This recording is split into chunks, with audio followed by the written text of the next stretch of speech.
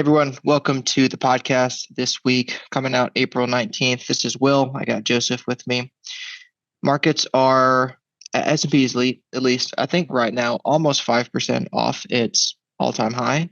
First time we've been able to say that for a while. Question for you. Do you feel more comfortable now that the market's about 5% off its highs, or did you feel better 2 weeks ago? I feel better now. I knew you were going to. From a risk reward standpoint, when you were buying up there, it just like for me, it didn't make a lot of sense to want to be really aggressive at those levels. I don't really think there was any reason to sell any good positions or anything like that. But in terms of putting money to work, I mean, you definitely have better prices than you did, a month ago. I think the peak was like March 14th or something like that. Yeah. So, which sounds like a while, because for 2 weeks we pretty much didn't do anything, and then this week and last week we've started to see a bit more downside action, I would say. People were talking about that phase of like consolidation. We needed a pullback. We needed a breather. People were all over Twitter, all over FinTwit, all over like the newsletters I was getting. We're just talking about that forever. And then when it finally comes, it seems like most people that I've seen have been pretty constructive about it. So I think the crowd would probably agree with you to say that we actually feel better now that the market's finally taken a breather than we did a couple of weeks ago, which is not the norm, because like sentiment typically follows price, right? So like prices go up, people get more bullish, people get more constructive on the market. But I think maybe at least for the short term right now, that's probably inverse. Yeah, it depends where you are on Twitter too. I mean, if you like scrolling through Twitter, you can see a bit of everything. But yeah, I mean, I think the most uncomfortable thing right now is just the recent inflation data and kind of the change in expectations from the Fed. I mean, just like a short highlight of the last couple of months, like the market was expecting up to like 6 or 7 rate cuts in 2024. Roughly a month ago, right about when we peaked, we had that kind of hotter inflation data. Market really started to catch up to like the Fed's target of 2 to 3 cuts this year. At least what the Fed's expected coming into this year. And now we're at a point where those are starting to even get reduced. So we're looking at like 1 to 2 rate cuts this year.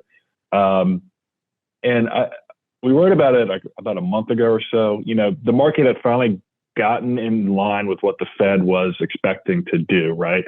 So we would need, I think, if the market's in line with what the Fed's saying, that's kind of like a calm environment, I would say. Like you're probably just going to continue to grind a little bit upwards if that's the case. But recently we've kind of seen it get caught off guard a little bit by the inflation data. The Fed seems like, at least all the speakers that have come out the last couple of weeks, we're fine, pushing off rate hikes rate cuts as long as the economy is in good shape.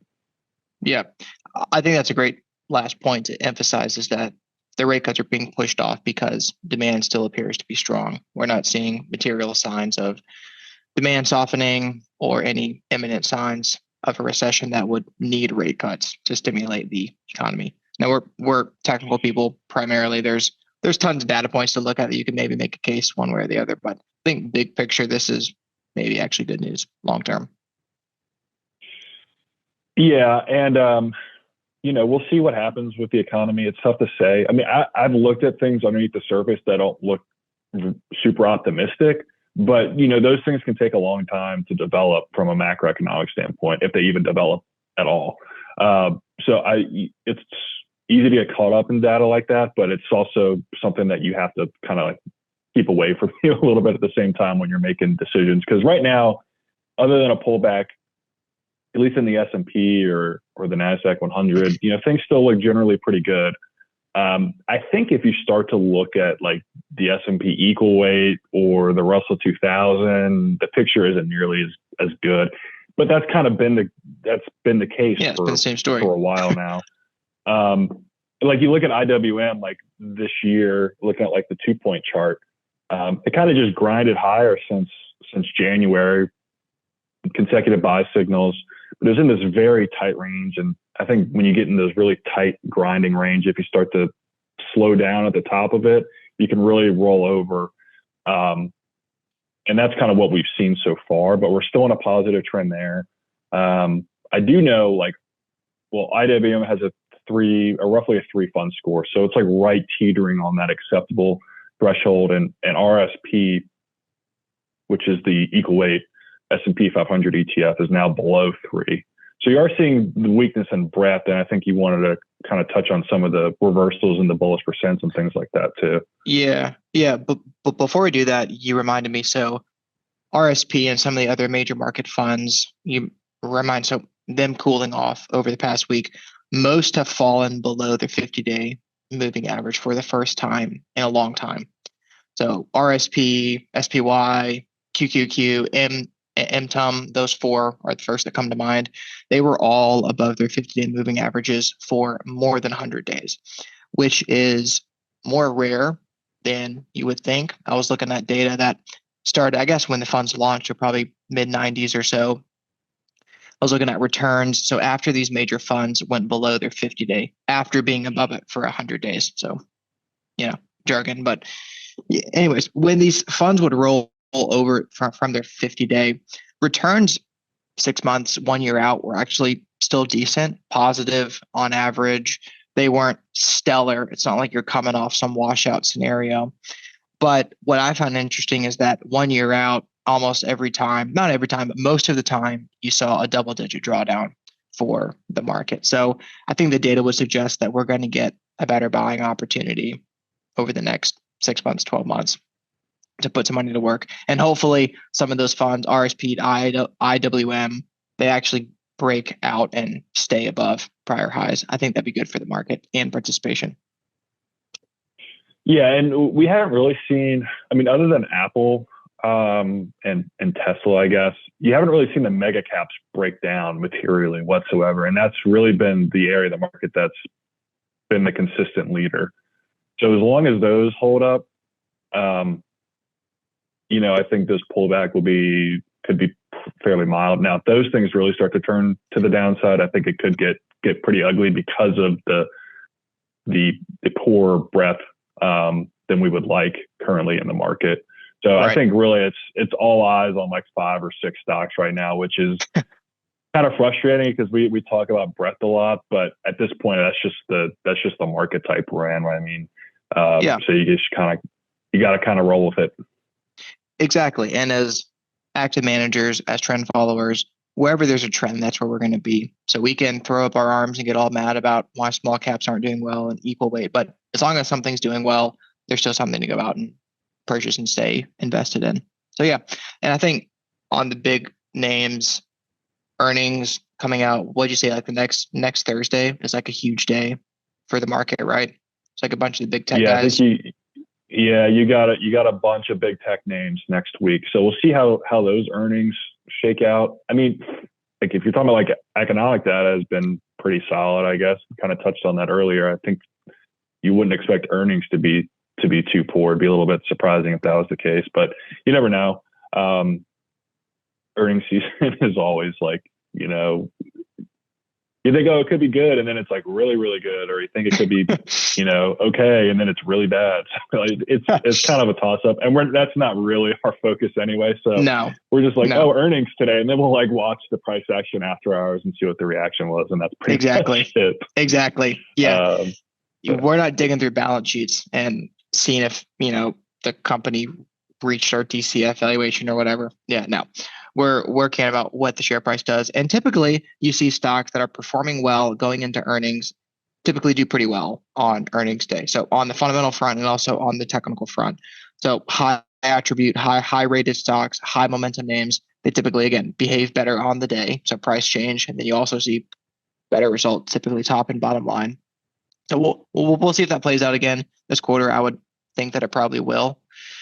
That was a long way to get back to participation, but some of the readings that we have on our platform, like bullish percent readings, how many stocks are in a positive trend, we're still above 50% on most of the major universes, at least large cap universes, but we're on the cusp of some of those longer term stuff like positive trend. Those are still a bit more elevated at this time. We haven't seen a ton of deterioration there. So at this point, it looks like a strong market taking a much needed breather. and not too much more than that. Yeah, I mean, as long as that positive trend stays in pretty elevated territory, that's usually there's nothing to get too concerned about right now. I think right now if stuff's breaking down that you own, I think it's fine to move on and find something else. But I mean, a lot of stuff that's been strong really hasn't materially weakened at this point. Right. And I think that's something that Steve Raymond, he talks about a lot. Like, pullbacks are really fine as long as the prior leadership structure stays in place throughout that pullback.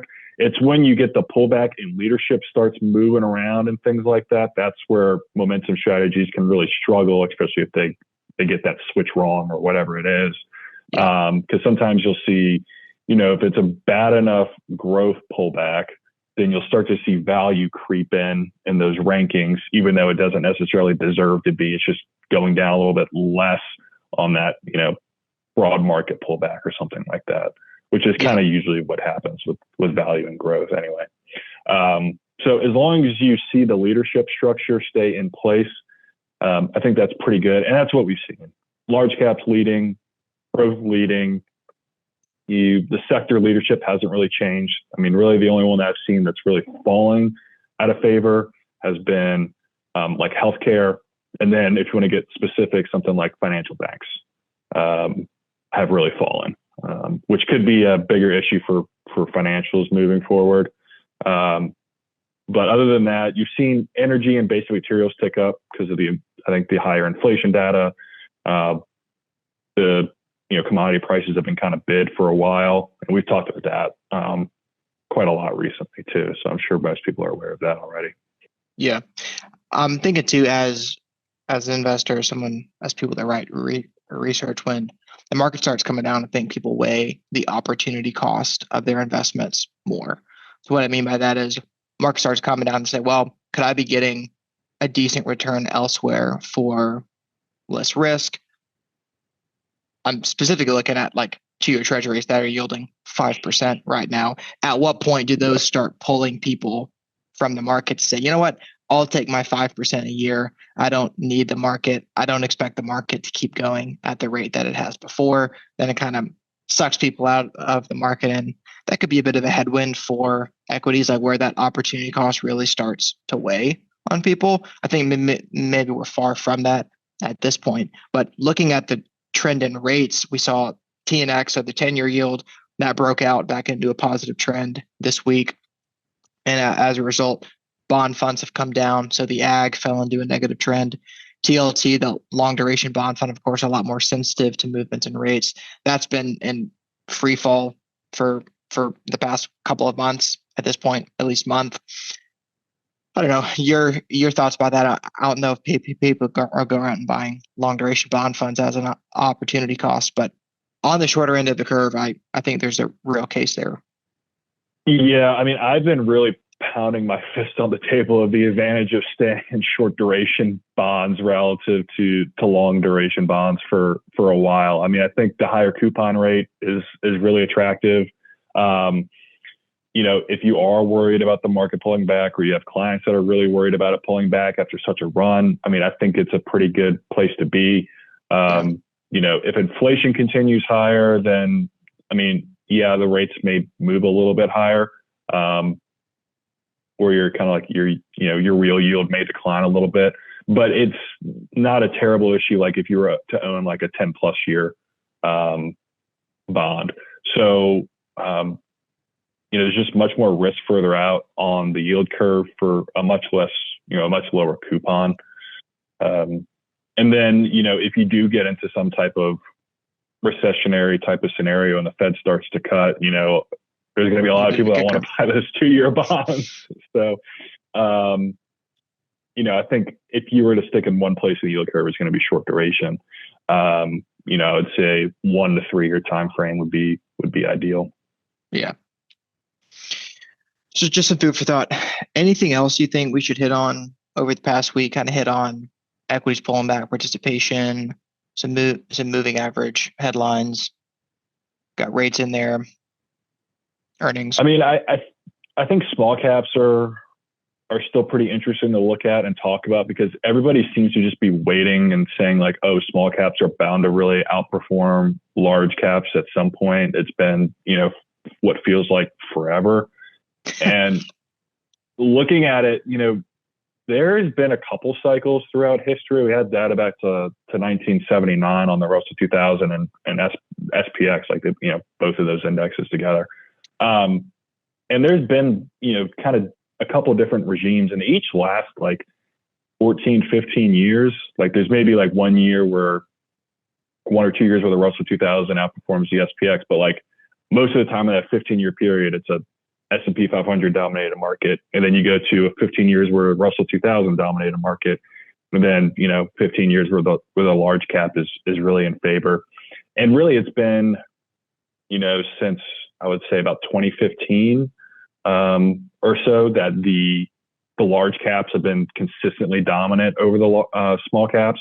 So you could still have a few more years of this large cap dominance over small caps. So I think that's something for people to keep in mind, like, oh, this has got to be reaching like deep value territory relative to large caps at some point. But it can go on for a while. And I think you'll see the indicators and the, Dolly and the asset class group scores really start to change if there were a material change there. But there really hasn't been anything to justify owning smalls over large caps. Good point. I always wonder how the factor investors, because I know a lot of portfolio managers that will allocate to factors. So size, of course, being a notable factor historically. So I'm sure they're kind of chomping at the bit to see when that's going to happen. But I'm kind of with you. Be patient and wait for it to actually happen. It could be a while. Yeah, I mean, I think it'll actually happen. It's just, it could be a couple of years, and whether we like it or not, this business, it seems like it's, quarter by quarter, and what have you done for me recently type of deal. So yeah, there's always that to think about too. Yeah. Well, awesome. I think that's probably all the words we got for the week. Wrap it up. Appreciate the listening, everyone. If you have any questions, don't hesitate to reach out. If we don't hear from you, we'll be on next week.